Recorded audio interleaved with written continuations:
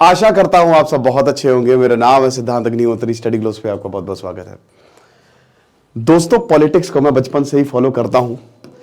Experts और जो मेरा आकलन है मैं आपको बताऊंगा, क्योंकि यहां पे गजब हो गया है। मोहन यादव को मध्य प्रदेश का सीएम बना दिया गया है। असली कहानी क्या है, अंदरूनी कहानी अब देखिए। मुझे कोई बीजेपी कांग्रेस ने नहीं, जितना मेरा आकलन है और जितना मैंने अभी तक सुना है।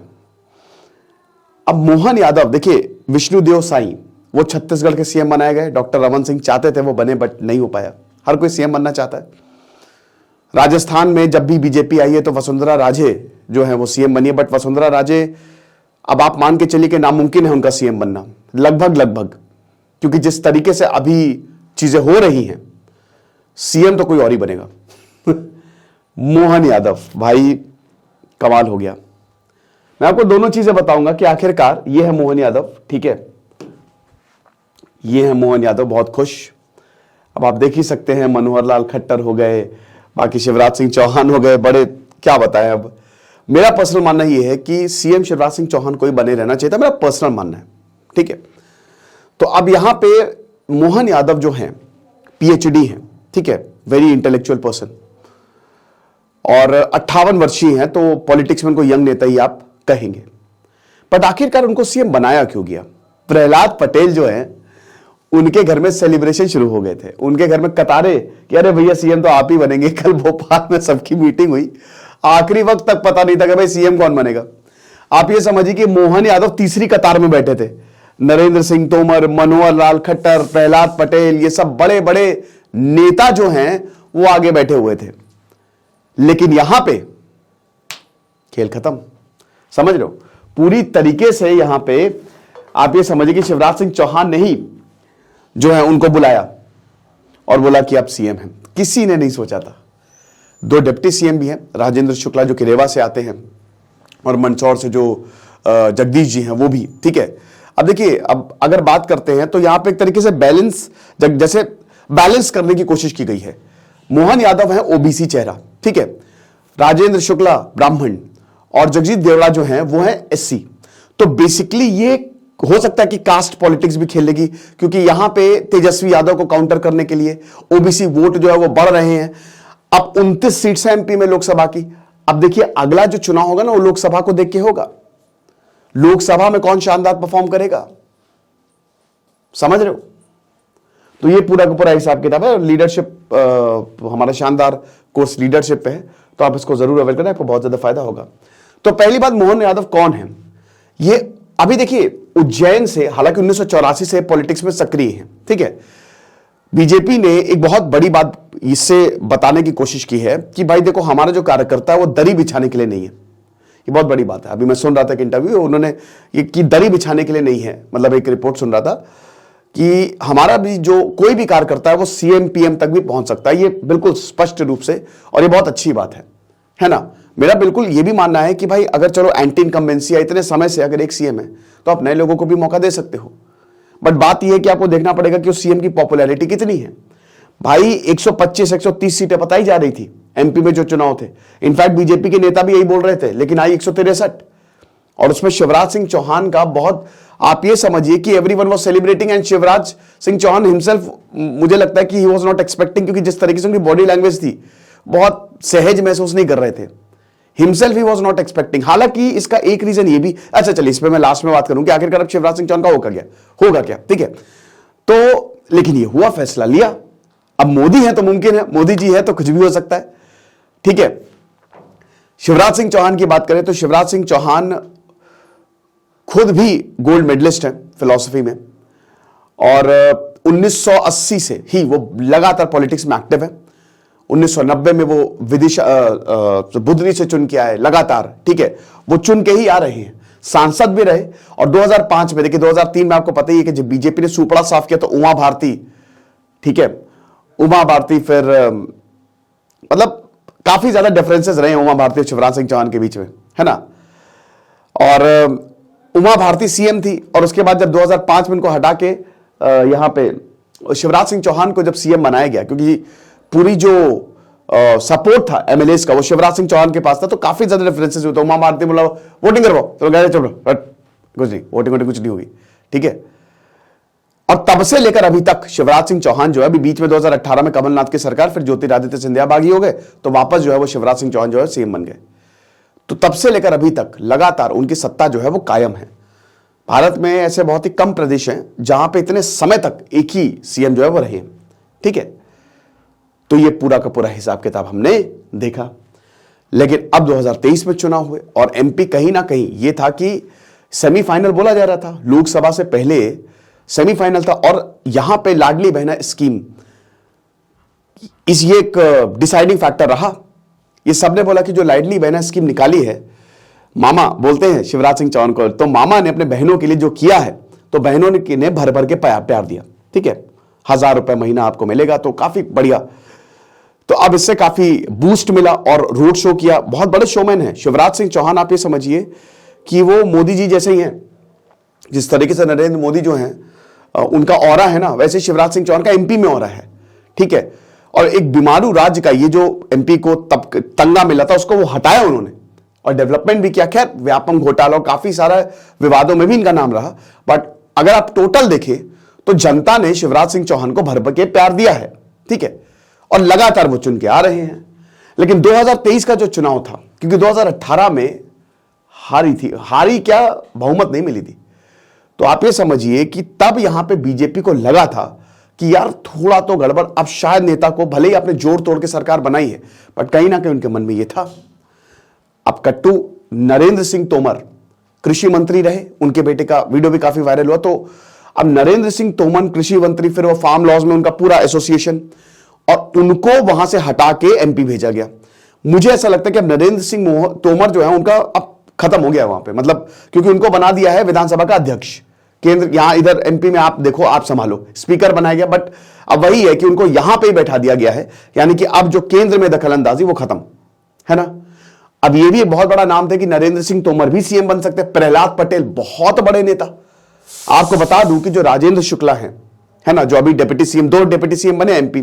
एक सबसे पहले तो मोहन यादव है सीएम है, फिर राजेंद्र शुक्ला और जगदीश देवड़ा, वो दोनों इनसे सीनियर हैं, ठीक है। मोहन यादव जूनियर हैं, राजेंद्र शुक्ला की बात करें तो 64 साल के हैं वो, और जगदीश देवड़ा भी ऐसी बहुत सीनियर, 65-66 साल के, और ये 58 साल के, तो दोनों ही सीनियर हैं, ठीक है। तो अब यहां पे प्रहलाद पटेल और नरेंद्र सिंह तोमर पे बात बहुत ज्यादा हो रही थी कि ये सीएम बनाए जा सकते हैं, बट शिवराज सिंह चौहान आश्वस्त थे कि उनको हटाया नहीं जाएगा। लेकिन एक्सपेक्ट दी अनएक्सपेक्टेड, और ये बहुत बड़ा, बहुत अच्छा मैसेज भी है कि भाई आप अगर बीजेपी ज्वाइन करते हो तो आप परेशान मत हो, अगर आप मेहनत कर रहे हो उसका फल आपको मिलेगा। उज्जैन से, दक्षिण उज्जैन से 13,000 वोटों से ही जीते हैं। 2013 से लगातार ये चुन के आ रहे हैं। अगर हम बात करें मोहन यादव, और मोहन यादव क्योंकि एजुकेशन में इनका तगड़ा काम है, संघ की पृष्ठभूमि से आते हैं, आपको ये भी समझना है, ठीक है।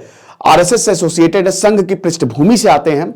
और मोहन यादव जो हैं वो एजुकेशन, मतलब यहां पे हायर एजुकेशन के लिए भी उन्होंने काम किया, और कैबिनेट मिनिस्टर भी रहे शिवराज सिंह चौहान, और शिवराज सिंह चौहान के ही करीबी माने जाते हैं, ठीक है। लेकिन मैंने क्या बताया कि किसी ने एक्सपेक्ट नहीं किया था कि मोहन यादव जो हैं वो बन जाएंगे। तो 2013 में इन्होंने पहली बार असेंबली सीट जीती, और लगातार तब से जीतते ही यार, हारे नहीं। 2018 फिर 2023, तो पिछले 10 साल से ये काफी कद्दावर नेता है, और इन्होंने बड़ी मेहनत की है, ग्राउंड पे बहुत ज्यादा मेहनत की है। तो मुझे जैसे सामान्य कार्यकर्ता के मध्य प्रदेश भारतीय जनता पार्टी के विधायक दल का नेता चुनने के लिए सभी का धन्यवाद, हृदय से आभार। आदरणीय प्रधानमंत्री श्री नरेंद्र मोदी जी, आदरणीय राष्ट्रीय अध्यक्ष जेपी नड्डा जी, गृह मंत्री अमित शाह जी एवं पार्टी के समस्त नेताओं कार्यकर्ता को आभार। प्रधानमंत्री जी के नेतृत्व में हम सब मिलकर मध्य प्रदेश को नई ऊंचाइयों पर लेकर जाएंगे। जय भाजपा, जय मध्य प्रदेश, ठीक है। अब देखिए यहां पे क्या बोला जा रहा है, यहां पे शिवराज सिंह चौहान का एरा एंड हो गया, एरा खत्म हो गया। इसमें 2 चीजें हैं। पहली बात तो यह है कि शिवराज सिंह चौहान जो हैं उनको हटाना हो सकता है बीजेपी को भारी पड़ जाए, ठीक है। क्यों भारी पड़ जाए? देखिए पुष्कर सिंह धामी वो हार गए थे, तब उनको उत्तराखंड का सीएम बनाया। हेमंत बिस्वा शर्मा, आपको पता है कि एक समय पे राहुल कांग्रेस में ही थे, कांग्रेस से वो राहुल गांधी के काफी करीबी माने जाते थे, फिर वो बीजेपी में उनको सीएम बनाया, ठीक है। आपके मनोहर लाल खट्टर को भी कोई भी नहीं जानता था, नोबडी न्यू मनोहर लाल खट्टर, उनको भी सीएम बनाया। भूपेंद्र पटेल, विजय रूपानी का इस्तीफा हम सबको पता है, भूपेंद्र पटेल जो जिस तरीके से उनको सीएम, तो योगी आदित्यनाथ को छोड़ दे, वो एक उन्होंने अपने आप को एक बहुत ही ताकतवर नेता, तो अब ये भी डर है कि कहीं ऐसा ना हो कि आगे आने वाले समय में योगी आदित्यनाथ, तो ये हो क्यों रहा है। एक्सपर्ट्स का ये मानना है कि यहां पे जो राजनीतिक विशेषज्ञ है कि टारगेट किया जा रहा है लोकसभा को, पावर सेंटर जो है वो एक ही है ना, पावर, अब ये इसको करके ये संदेश दिया गया कि अब जो पावर सेंटर है वो दिल्ली से ही चलेगा, है ना, नरेंद्र मोदी ही जो चीजें हैं वो कंट्रोल करेंगे। कहते हैं ना डबल इंजन की सरकार, तो काम सिंक्रोनाइज्ड वे में हो, क्योंकि आप 29 की 29 लोकसभा सीट हमको जीतनी है मध्य प्रदेश की, बट यही तो बात है। तो शिवराज सिंह चौहान ने तो ये करके दिखाया है, और शिवराज सिंह चौहान एक कम्युनिटी, यहां कम्युनिटी बेस्ड पॉलिटिक्स नहीं होती है। यादव, मुझे लगता है कि ये भले ही इन्होंने बैलेंस किया हो, ठीक है, अभी कास्ट सेंसस की भी काफी बातें हुई है, बट यहां पे लीडर बेस्ड पॉलिटिक्स है, ठीक है। तो शिवराज सिंह चौहान को पूरे एमपी में बहुत ही ज्यादा तवज्जो दी जाती है और काफी हद तक, लेकिन एक चीज इन्होंने ये साबित कर दिया कि सिर्फ शिवराज सिंह चौहान की वजह से हम एमपी नहीं जीते। ये पोस्टर में भी साफ हो गया था कि एमपी शिवराज सिंह चौहान का बनना बहुत मुश्किल है। पोस्टर में आपको दिख जाता है जिस तरीके से शिवराज सिंह, क्योंकि आमतौर पे जब पोस्टर लगाए जाते हैं ना तो नरेंद्र मोदी के साथ जो सीएम चेहरा है वो साथ में लगाए, बट सबसे ऊपर नरेंद्र मोदी, बाकी जितने भी कद्दावर नेता हैं उनके साथ भीड़ में शिवराज सिंह चौहान का जो चेहरा है वो हमने देखा। अब यहां पे ये बोला जा रहा है कि शिवराज सिंह चौहान बगावत कर सकते हैं और ये बहुत बड़ी भूल साबित होगी बीजेपी की। हालांकि ऐसा होगा नहीं, कोई बगावत नहीं करने वाला, क्योंकि यहां पे बीजेपी जीती है, हारती तो अलग बात थी। तीनों जब जीतते हो ना तो आप कोई क्वेश्चन, नथिंग इज लेफ्ट, तो जितनी गलतियां छोटी मोटी वो भी छुप जाती हैं, ठीक है। तो यहां पे एक ये बड़ी गलती साबित हुई है, और ऐसा बोला जा रहा है कि कहीं ना कहीं बीजेपी में ये जो थोड़ी नाराजगी है वो बढ़ती जा रही है, ठीक है। ऐसी भी खबरें आई है, मैं एक रिपोर्ट सुन रहा था कि राजना, ऐसा ना हो कि कहीं जैसे नितिन गडकरी हैं, ठीक है, नितिन गडकरी से भी कुछ मंत्रालय छीने, तो वो भी एक नाराजगी रही है। खैर नितिन गडकरी और नरेंद्र मोदी का तो बहुत पहले से ही थोड़ा सा डिफरेंसेस रहे हैं उनके, राजनाथ सिंह का भी यही हो सकता है कि उनको इस बार टिकट ना मिले। तो ये सारी खबरें जो है वो आई, बट इस पर हम नहीं कर सकते। दूसरा ये है कि जी बीजेपी ने भाई सही किया। देखिए आप ये समझिए कि यहां पे शिवराज सिंह चौहान को, हमको ये नहीं भूलना चाहिए कि उनको केंद्र में मंत्री पद ऑफर किया गया था, है ना। केंद्र में नरेंद्र मोदी ने खुद ये उनको बुलाया था कि आप स्वीकार करें पद को। और देखिए नरेंद्र मोदी जैसे गुजरात के कितने, वो पूरा गुजरात सीएम बने, वो सीएम रहे वो, ठीक है, उन्होंने भी 4 बार वो सीएम रहे गुजरात के। उसके बाद उनको वहां से इस्तीफा दिया उन्होंने, और वो फिर लोकसभा में इलेक्शन लड़े और जीते। हो सकता है शिवराज सिंह चौहान के लिए भी ये काम हो सकता है केंद्र ने या फिर बीजेपी ने शिवराज सिंह चौहान के लिए सोचा हो कि अब आपकी जो स्टेट पॉलिटिक्स है वो खत्म है, अब नेशनल पॉलिटिक्स आपकी प्रॉपर तरीके से शुरू होगी, अब आप केंद्र में मंत्री बनेंगे। ये भी एक बहुत बड़ी पॉसिबिलिटी है। हम लोग खाली जज्बाती होकर बहुत सारी बातें कर रहे हैं क्योंकि ट्विटर पे काफी ट्रेंड चला, लेकिन माइट बी पॉसिबल कि बीजेपी का बड़ा प्लान हो कि जिस तरीके से हिंदी राज्य एमपी को आपने जीता है, अब आप जीतेंगे पूरा देश। क्योंकि अब शिवराज सिंह बहुत, देखिए नवीन कुमार पटनायक हैं, पवन चामलिंग, ये सब नेता हैं, बट मैंने क्या बताया कि अगर पूरे भारत में लोकप्रिय नेता बहुत कम है। योगी आदित्यनाथ ने और वो शिवराज सिंह चौहान भी, वो पूरे भारत में काफी लोकप्रिय हैं, बट कहीं येदियुरप्पा वाला हाल ना हो जाए। आपको बता दूं जैसे कल्याण सिंह वाला हाल हुआ था, कि ऐसे कल्याण सिंह जब नाराज हुए उसके बाद बीजेपी जो है यूपी में बरसों तक नहीं आ पाई थी। येदियुरप्पा से भी यही हुआ था, सेम येदियुरप्पा वाला हाल, येदियुरप्पा से भी ऐसे ही बैर हुआ और उसके बाद फिर बीजेपी चली गई। हालांकि बाद में साथ में आए दोनों, लेकिन नहीं हो पाया फिर वो, कि तो कहीं ऐसा ना हो कि शिवराज सिंह चौहान के साथ भाई, बट हो सकता है there is a big possibility कि जब कृषि मंत्री बोला था ना कि मोदी जी ये ऑफर हुआ था, तो उन्होंने मना कर दिया था शिवराज सिंह चौहान ने, कि उन्होंने धन्यवाद बोला था, गुलदस्ता जो है वो नहीं स्वीकार किया था कि मैं अभी एमपी में ही ठीक हूं।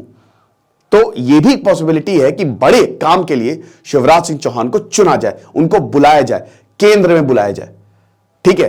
तो ये दोनों पॉसिबिलिटी आपको दिख रही है, लेकिन जो भी है मोहन यादव जो है वो सीएम बने हैं और एक अच्छा संदेश भी है। लेकिन अब पार्टी के अंदर आपको पता ही है कि किस तरीके से पॉलिटिक्स चलती है, it's all about game of thrones, ठीक है। तो बहुत ज्यादा शिवराज सिंह चौहान जो है ट्रेंड कर रहे हैं, सभी को राम राम। शिवराज सिंह चौहान ने काफी इमोशनल ट्वीट डाले हैं, ठीक है। और आपको याद होगा कि जब कमलनाथ भी आए थे तब भी शिवराज सिंह चौहान ने बोला था कि शेर शेर ही रहता है, और उसके तुरंत बाद उन्होंने पॉलिटिक्स, मतलब वहां पे सत्ता जो है वो बदल के रख दी थी।